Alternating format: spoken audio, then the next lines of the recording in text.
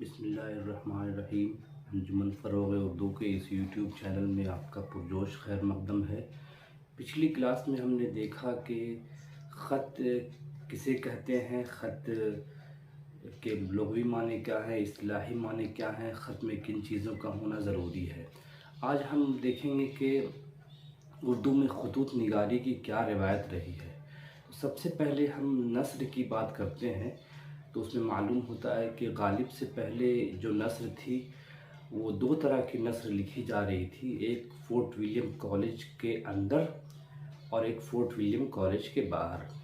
Fort William college کے باہر جو نثر لکھی جا رہی تھی وہ مقفع اور مسجع نثر تھی، اور فورٹ ولیم کالج کے اندر جو نثر لکھی جا رہی تھی وہ بالکل آسان سادہ سلیس نثر لکھی جا رہی تھی۔ نثر کی اس اعتبار سے چار قسمیں ہیں: نثر مرجز، نثر مقفع، نثر مسجع اور نثر عاری۔ فورٹ ولیم کالج کے اندر کی جو نثر ہے اس کی مثال باغ و بہار ہے۔ باغ و بہار آج بھی مقبول داستان ہے، اور جو باہر لکھی گئی ہے اس کی واضح مثال فسانہ عجائب ہے، جس کے لکھنے والے رجب علی بیگ سرور تھے، جس کی نثر نہایت مشکل ہے۔ آج کے زمانے میں آج کے طالب علم اس نثر کو نہیں لکھ سکتے ہیں۔ تو مجموعی طور پر یہ کہا جا سکتا ہے کہ غالب نے وہ اسلوب اختیار کیا جو بالکل آسان اور عام فہم اسلوب تھا، اور ان کی جو نثر ہے وہ بالکل عام فہم اور آسان نثر ہے۔ تو ہم اب دیکھیں گے کہ خطوط نگاری کی روایت دیکھیں گے، اور اس میں دیکھیں گے کہ غالب سے پہلے کیا روایت رہی ہے۔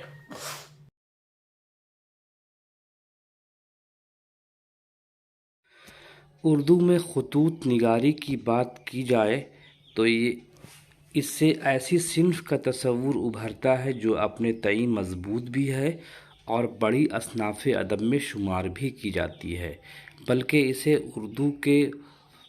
اردو میں باقاعدہ ایک فن یا ادب لطیف کی حیثیت حاصل ہے۔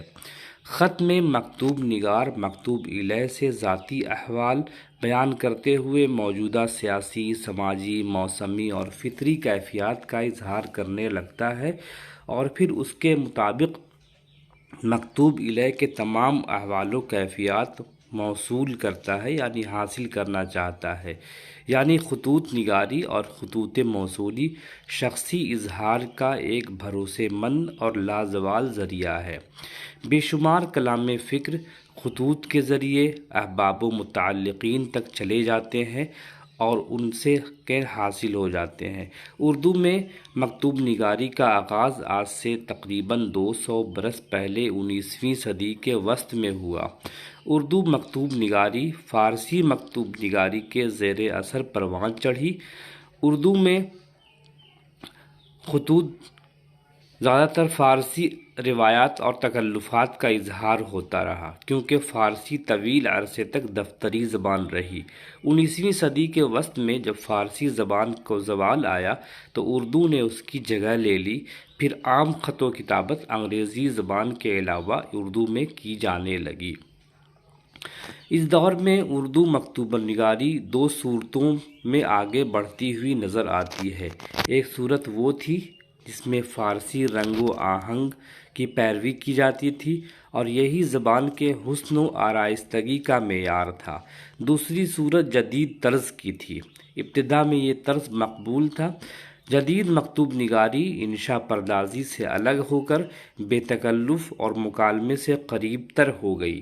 یہی وجہ ہے کہ اس وقت مراسلے کو مکالمہ بنانے کا دعویٰ غالب کے علاوہ دوسرے افراد بھی کر رہے تھے۔